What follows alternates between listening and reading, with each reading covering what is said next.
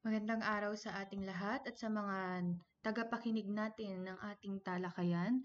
So ngayon naman ay pupunta na tayo sa variety ng wika. So last discussion natin, natalakay natin kung ano ang kahulugan ng wika at ng komunikasyon. Gayon din, napag-aralan na rin natin ang linguistika. Ngayon naman ay palalimin lang natin ng kaunti at aaralin natin ang variety o ang pagkakaiba-iba ng ating wika. Okay, ano ba ang variety ng wika? Kapag sinabi nating variety ng wika, ito ay ang pagkakaiba ng uri ng wika na ginagamit ng mga tao sa bansa, sa Pilipinas. Okay, maaaring ito ay ang pagkakaiba ng nasa bigkas, tono, uri at anyo ng salita. Okay. So, ayon kay Catford, may dalawang uri daw ng variety, ang permanente at ang pansamantala. Sa permanente, kabilang ang dialect, ayan, at saka ang idiolect. Samantala, sa variety pansamantala naman ay ang register. Okay. Unahin muna natin ang idiolect. Kapag sinabi nating idiolect, ito ay ang pagkakaroon ng personal na paggamit ng wika na nagsisilbing simbolismo o tatak o di kaya naman ay pagkakakilanlan ng isang tao. Halimbawa na lamang ang mga nasa picture na ito. Ayan, si Mike Enriquez at ang kanyang famous line na hindi namin kayo tatantanan. 'Di ba? Siya lang naman ang gumagamit niyan. Siya lang ang bukod tanging gumagamit ng linyang 'yan. Kaya siya ay nakilala sa ganyang paraan ng pagsasalita. Maski yung excuse me po, di ba? At saka kay Noli de Castro na magandang gabi, bayan, di ba? Ganun yung paraan ng pagsasalita niya o kaya yung tono ng pagsasalita niya. At yun ay nagsisilbing pagkakakilanlan niya. Next naman ay ang dialect. Kapag sinabi nating dialect, natatangi lamang na rehiyon o lugar o lalawigan ang maaaring makagamit ng dialect na ito. Halimbawa na lamang, ano ba ang dialect natin dito sa Biskaya at saka sa Ilocos? Hindi ba't Ilocano? Samantala sa Pampanga, Kapampangan, sa Bicol, Bicolano. So yun ay sila lamang o particular lamang na rehiyon o region ang gumagamit ng lengguwaheng ito. Pero sa Manila or sa NCR o kaya 'di ba sa NCR at saka sa mga katabing lugar niya ay halos Tagalog ang kanilang ginagamit. Pero may variety rin ito, may pagkakaiba-iba rin ito. Halimbawa na lamang, 'di ba, sa Tagalog Batangas. 'Di ba gumagamit sila ng tono na ala mga ganun sila. Pero sa Tagalog Nueva Ecija, dine, ire, 'di ba gumagamit sila ng ganung salita. So, specific lamang na lugar ang gumagamit ng mga ganong tono o kaya naman ay uri ng salita. Maaari ding kapag hindi kasi natin kapag hindi kasi tayo aware, no, na may pagkakaiba-iba pala ang mga wika. Halimbawa, yung salitang utong, 'di ba? Kapag i-translate mo 'yan sa Ilocano, utong ay sitaw. Pero baka mamaya kasi ma-offend sila kapag sinabi mo ang sarap naman ng utong mo kapag Tagalog ang kausap mo. So baka hindi maganda yung pagkakaunawa nila. Kaya nagkakaroon tayo ng variety. Next, ang socialite. Kapag sinabi natin socialite, partikular lang na grupo ang gumagamit na ito. Maaaring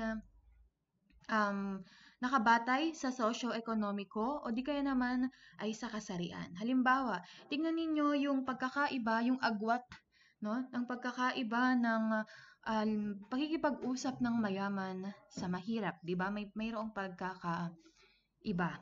Samantala, iba rin ang paraan ng pagsasalita ng mga mahihirap kaysa sa mayayaman.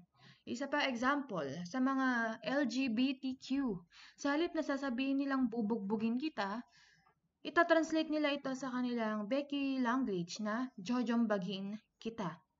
Halimbawa naman, yung mga kanto o tambay, ito, ay sa halip na sabihin nilang wala na akong pera, ay sasabihin nilang wala na akong atips, datong, kwarta. Di ba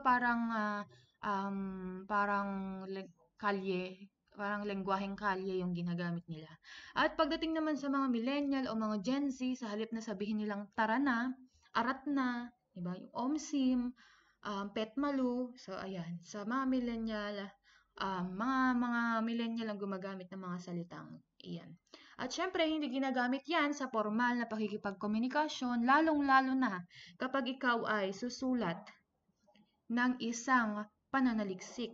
Dahil alam naman natin na ang pananaliksik ay isang formal na sulatin. So, dapat maiiwasan natin, ito ang importansya, maiwasan nating makasulat ng mga ganitong salita dahil hindi ito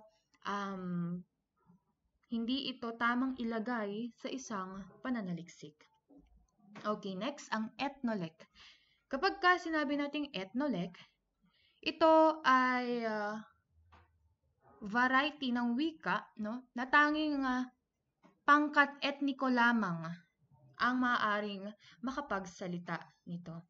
Ano-ano ba yung mga pangkat etniko? Mga ethnic groups, di ba? Merong mga Igorot, Ifugao, Isinay, Gaddang, yung mga Ibaloy, ayan.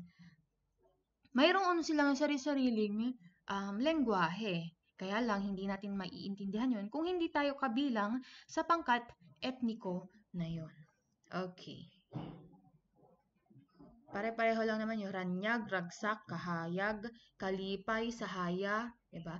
Isa-isa lang ang tinutukoy niyan. Ibig sabihin i-translate mo sa Filipino, ligaya lang ang ibig sabihin niya. Parang gano'n na. Ginamit lang sa ethnic words nila yung klaridad, alegria, kasanag, kasadya, pare-pareho lang na ang ibig sabihin ay ligaya. Next. Halimbawa ito. Ano ang I love you sa Ifugao, sa Igorot, sa Isinay, sa Gaddang, di ba? Mayroon silang sari-sariling translation sa kanilang mga sinasalita sa pangkat etniko.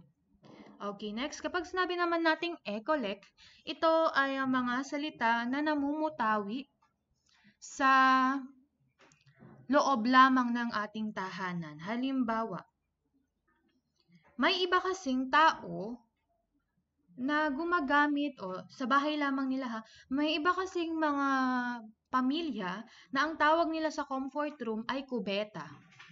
Meron naman sa ibang pamilya ang tawag nila ay banyo. Meron naman sa iba ang tawag nila ay palikuran. 'Di ba? Iba-iba tayo ng tawag sa salitang kubeta. Ano naman ang tawag natin ano ang tawag ninyo sa ina ninyo? Nanay ba? 'Di ba? May ilang pamilya kasi na ang tawag nila nanay. Meron din naman inay, mamshi, mom, 'di ba? Mami, iba-iba ang katawagan, no? Sa loob lamang ito ng tahanan. Okay, kapag sinabi naman nating pidgin, ito ay binansagang nobody's native language. Ibig sabihin, hindi itong wika na to ay hindi nagmula, no? Hindi original na nagmula sa Pilipinas. Kumbaga, ginagamit lang nila ito para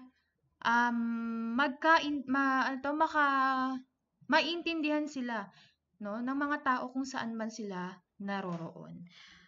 Ang mga gumagamit nito ay yung mga dayuhan, no?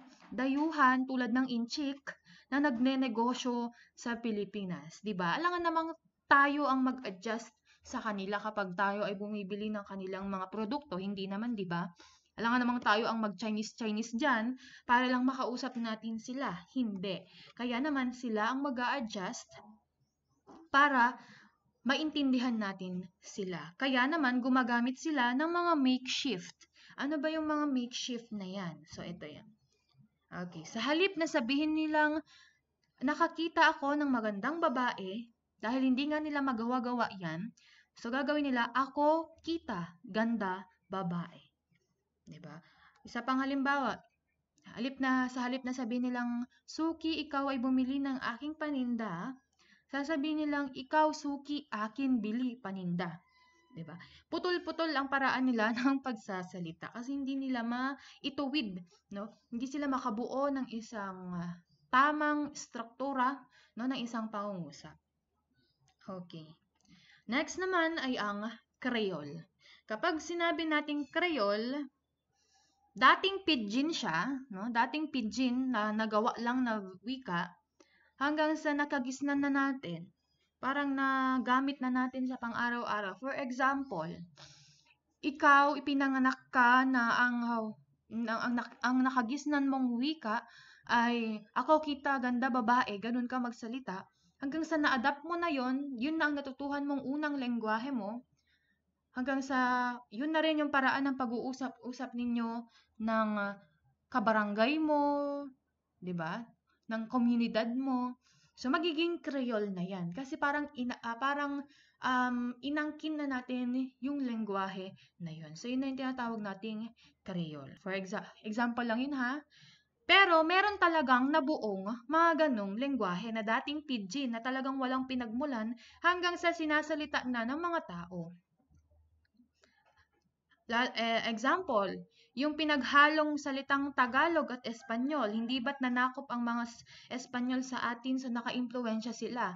Ngayon, sa bandang Zamboanga, kinagisnan na nila yon na pag-mix-mix na nila yung mga salitang Tagalog at Espanyol, binansagan na itong Chavacano. So yun na yung wika nila o yung wikain nila sa Zamboanga. Diba? Meron din namang African at Espanyol, pinaghalong African at Espanyol, tinawag itong Palengkero. Okay, siguro sa Africa yan. And then next, sa Portuguese at Espanyol, tinawag na Anobonis. Diba? Na paghalo-halo lang nila yung mga salita hanggang sa nakabuo na rin sila ng sarili nilang wika. Okay. Next naman, tumungo tayo sa register. Kapag sinabi nating register, ito ay variety ng wika, no, na espesyalisadong ginagamit sa isang partikular lamang na domain. Okay. O kaya naman ay larangan. For example, mouse. Paano pag sinabi kong kunin mo nga yung mouse? So ikaw, magdadalawang isip ka, ano ba yung mouse na pinakukuha ko? 'Di ba? Hindi mo alam kung anong mouse yung tinutukoy ko. Pero pag sinabi kong kunin mo nga yung mouse sa tabi ng laptop, alam mo na yung tinutukoy ko, 'di ba? Ito ay okay. For example, yung mouse. Kapag in-specify natin yung larangan o yung field niya, halimbawa, mouse sa larangan ng IT o teknolohiya. Ano yung tinutukoy kong mouse? Ito ay isang device na ikinokonekta sa ating laptop para magamit natin pampindot. O, di ba? Pero kapag sinabi kong mouse sa larangan ng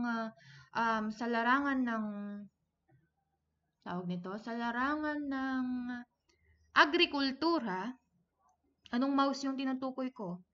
Mouse, ito ay isang maliit na bubuwit na naninira ng mga pananim, 'di ba? Ng mga pananim. So ito yung daga na literal na hayop, 'di ba? Isa pang example, bola sa larangan ng sport. Ano yung tinutukoy kong bola? Pag sinabi kong sa larangan ng sport, ito ay bilog na bagay na tumatalbog-talbog, 'di ba? Na nilalaro, na pinagpapasapasahan, 'di ba? 'Yun. Paano naman kapag sinabi kong bola sa larangan ng panliligaw o pag-ibig? Ito ay ang mga matatamis na salita na sinasabi ng mga kalalakihan sa mga kababaihan para sila ay mapaibig. O, 'di ba? Paano pag sinabi kong sa larangan ng